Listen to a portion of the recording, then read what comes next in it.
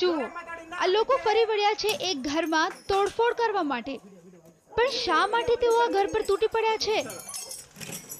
જુઓ, તેઓ લોકોએ બારીના કાચ પણ તોડી નાખ્યા અને દરવાજો તોડીને તેઓ અંદર પણ ઘૂસી ગયા. એટલું જ નહીં, બહારનો દરવાજો તોડ્યા બાદ અંદરના દરવાજાને પણ તેઓ ધક્કો મારીને ખોલવાનો પ્રયત્ન કરી રહ્યા છે. તમે વિચાર કરતા હશો કે આવી બદસલુકી શા માટે? તો અમે તમને બતાવી દઈએ આ ભભૂકી ઉઠેલા લોકોના રોષનું કારણ.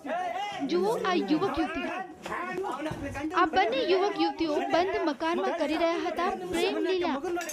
દરવાજો ખોલતા જ તેઓ કઢંગી હાલતમાં પકડાઈ ગયા.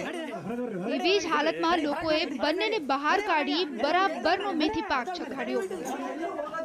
આ પ્રેમ લીલાની જાણ થતા જયશંકરે તેના મિત્રો સાથે મળીને યુવક અને યુવતીને મેથી પાક ચખાડ્યો. એટલું જ નહીં, જયશંકરે મીડિયાને આ વાતની જાણ કરી અને તેઓ કેમેરા સાથે પહોંચી ગયા ઘટના સ્થળે.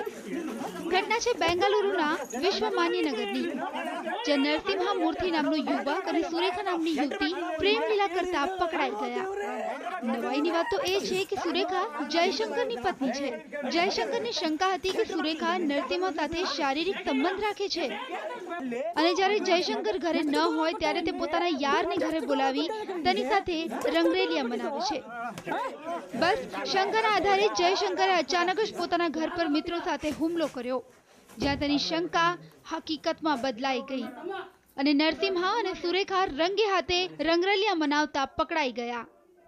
જેની સાબિતી રૂપે રૂમમાંથી કેટલીક વાંધાજનક વસ્તુઓ પણ મળી આવી. સુરેખા જયશંકરની ત્રીજી પત્ની છે અને તે ડાયવોર્સી છે. જયશંકરે બંને પત્નીના મૃત્યુ બાદ તેને પોતાના 2 બાળકોની સારવાર માટે રાખી હતી, પણ થોડા દિવસ બાદ બંનેએ લગ્ન કરી લીધા. પણ સુરેખાએ પોતાના પહેલા પતિને મળવાનું ચાલુ રાખ્યું હતું. જો કે સુરેખાનો ભાંડો તો ફૂટી ગયો, પણ આ રીતે જાહેરમાં મહિલાની ધોલાઈ કરવી તે કેટલું યોગ્ય છે તે પણ એક પ્રશ્ન છે. Bureau report, TV9.